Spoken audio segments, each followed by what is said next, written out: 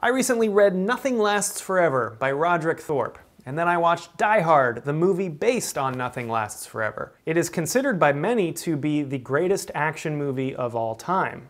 I'm going to compare the two, see how they're alike, how they're different, and at the end of this video, I'll tell you which one I liked better. This video will contain minor spoilers about both of the book and the movie, so here's your warning. Both are about a group of terrorists who overtake a high-rise office building on Christmas Eve night in Los Angeles. But while they're gathering their hostages, one man is able to sneak away. And the rest of the book and the movie is about this one man trying to save the hostages and take down these terrorists. In the book, that man's name is Joseph Leland.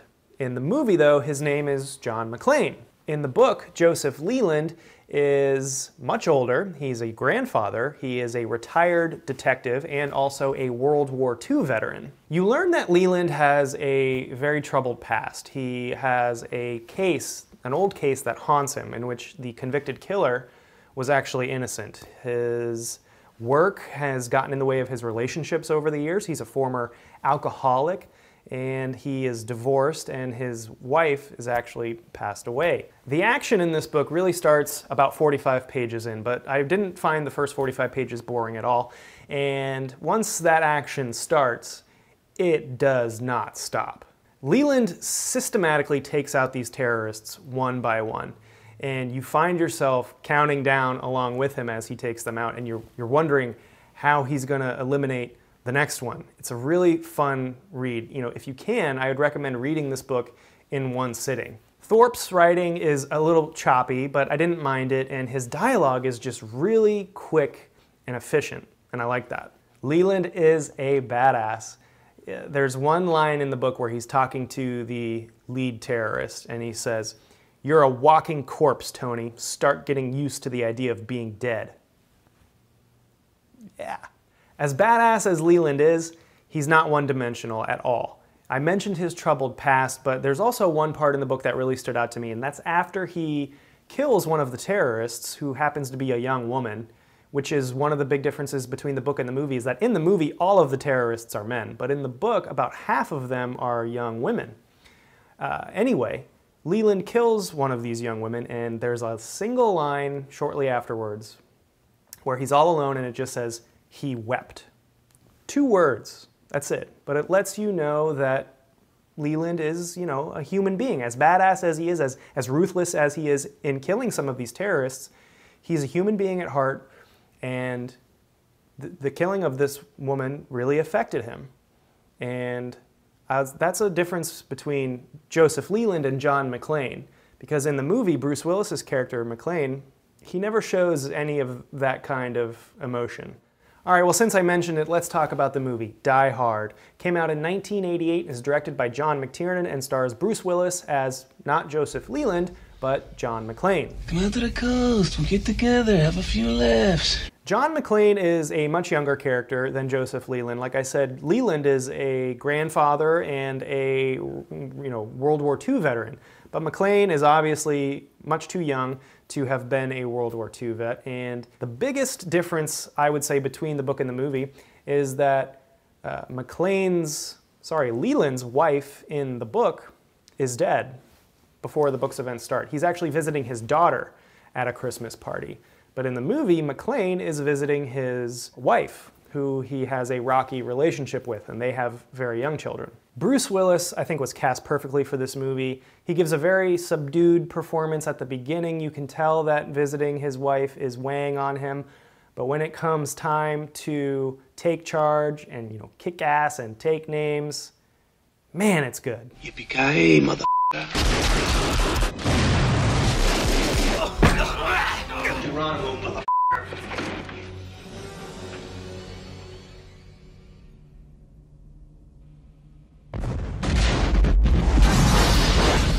Other than those differences I've already mentioned, this movie stays pretty true to the book, except for one other big difference, and that is the goal of the terrorists. In the movie, they're interested in stealing $640 million worth of bonds from this safe.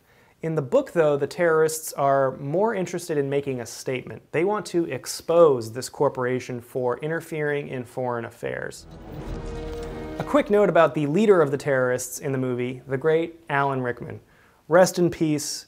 He is such a great actor, and I think this is my favorite role that he's ever been in. He crushes it as Hans Gruber. Do you really think you have a chance against us, Mr. Cowboy? A great, great movie villain. You also gotta love Reginald Veljohnson as the police officer Al Powell in the movie. Family Matters, big fan of that show growing up, and he did a great job at this character. There's this great redemption moment at the end of this movie that Al Powell gets because you learn that he, accidentally killed a young kid as a police officer, and that's haunted him, and he says he's never been able to fire a gun ever since. But when one of the terrorists comes back from the dead, which is a ridiculous part in the movie, because he's hanging there for way too long to have still been alive. Look dead. They always look dead, like in Die Hard. The guy's hanging there by his leg, and at the end of the movie, he comes back. And there's a very similar scene at the end of the book, and it's just done way better in the book. Anyway, Al Powell takes him out. Great redemption moment for him. And I gotta say, I loved when Holly punches that reporter at the end of the movie. By the way, the ending, okay, I almost forgot that. I don't know how I forgot this. The ending of the movie is way different than the ending of the book. First of all, the book goes well into Christmas morning, well after the sun comes up, and the movie ends when it's still dark. But the book also has a much more tragic ending than the movie does. I won't say anything else. By the way, side note, in case you're wondering, no, I do not consider Die Hard a Christmas movie.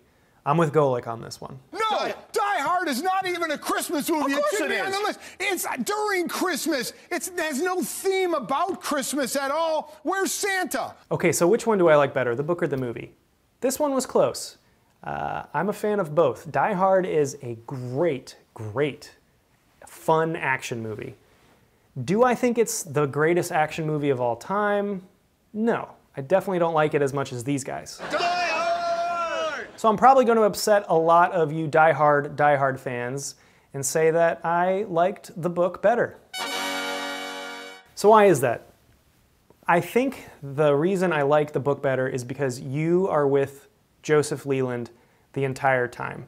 You follow his actions exclusively. The movie cuts back and forth a lot between John Mclean and the cops and the FBI and the terrorists and his wife and the limo driver, and I just found myself wishing that we were with Bruce Willis, John Mclean, way more. And this is actually something that I brought up in my Hunger Games review, which is something that I liked about the Hunger Games is that you only know what Katniss knows. You're with her the entire time. You don't know what's going on, and that adds to a little bit of a sense of mystery. And the book, Nothing Lasts Forever, is like that. You're with Joseph Leland the entire time. You don't really know what's going on outside of where he is, except for some conversations he has. And that adds to the suspense. All right, what are your thoughts? Comment below, tell me what you thought of the movie. Do you think it's the greatest action movie of all time? If you've read the book, let me know your thoughts on that. And please subscribe to my channel, click the notification bell so you get alerted when I release new videos. I'll have a new video out shortly. It will be The Godfather, the book versus the movie. I am so looking forward to that review. Thank you so much for watching. I'll see you later.